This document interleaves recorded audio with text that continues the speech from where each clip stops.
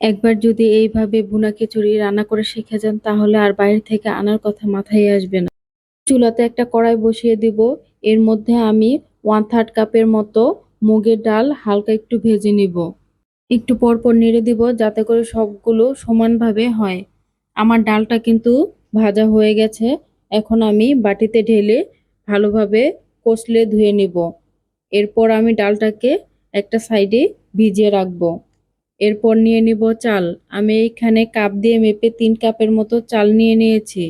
চালটাকে আমি ভালোভাবে ধুয়ে নিব। চালটা ধোয়া হয়ে গেলে এর মধ্যে আমি ডালটা দিয়ে মিক্স করে একটা সাইডে রেখে দেব। এরপর চুলাতে একটা হাঁড়ি বসিয়ে দেব। এর মধ্যে দিয়ে দিব আমি 3 চামচের মতো ঘি আর 2 চামচের মতো তেল। গরম হয়ে আসলে এর মধ্যে আমি দিয়ে দেব 1/3 কাপের মতো পেস্ট। এর মধ্যে আমি দিয়ে দেব তেজপাতা, 2 টুকরো দারুচিনি, দিয়ে দিব লং 6-7টার মতো, আর দিয়ে দিব এলাচ 4-5টার মতো। দিয়ে আমি ভালোভাবে হালকা একটু ভেজে নিব। এরপর দিয়ে দিব 3 চামচের মতো আদা বাটা আর 2 চামচ রসুন বাটা। দিয়ে আমি ভালোভাবে একটু ভেজে এর মধ্যে দিয়ে দিব 1 চামচের মতো হলুদ গুঁড়ো, 1/2 চামচ মরিচের গুঁড়ো। একটু পানি দিয়ে আমি কিন্তু মশলাটাকে ভালোভাবে কষিয়ে নেব। মশলাটা কষানোর পর এখানে দিয়ে দেব আমি 1/2 চামচের মতো জয়ফল জয়ত্রী গুঁড়ো, আর দিয়ে দেব 1/2 চামচের মতো জিরে গুঁড়ো, আর দিয়ে দিব 2 চামচের মতো লবণ বা স্বাদ অনুযায়ী লবণ। এরপর আমি মশলাটাকে ভালোভাবে কষিয়ে নিব। কষানো হয়ে গেছে, উপর দিকটা কিন্তু তেল উঠে এসেছে।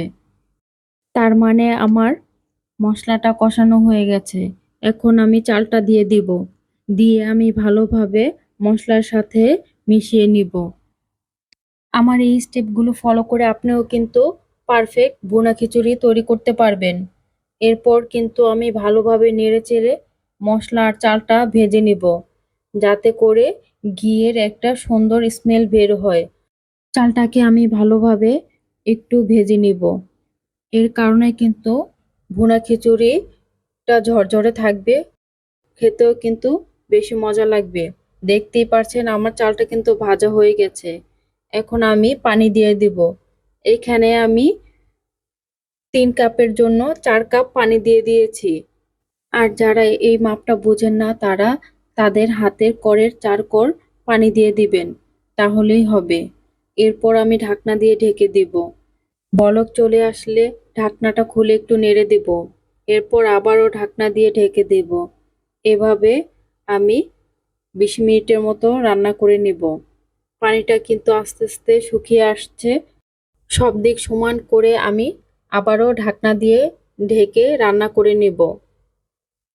পানিটা কিন্তু শুকিয়ে যাচ্ছে। এখন আমি এর মধ্যে ঢাকনাটা খুলে 4টার মতো কাঁচামরিচ, কেওড়া আর গোলাপ জল একসাথে মিক্সড করে 1 চামচের মতো দিয়ে দিব।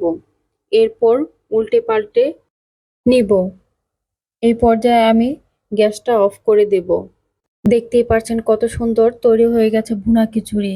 একদম ঝরঝরে আর কতটা সুন্দর লাগছে দেখতে। এরকম ভাবে তৈরি করে ফেলতে পারবেন আপনিও। আমি একটু বাটিতে ঢেলে দেখাচ্ছি কতটা ঝরঝরে, একটার সাথে আরেকটা লাগছে না, আর খেতেও মাশাআল্লাহ অনেক বেশি মজার ছিল।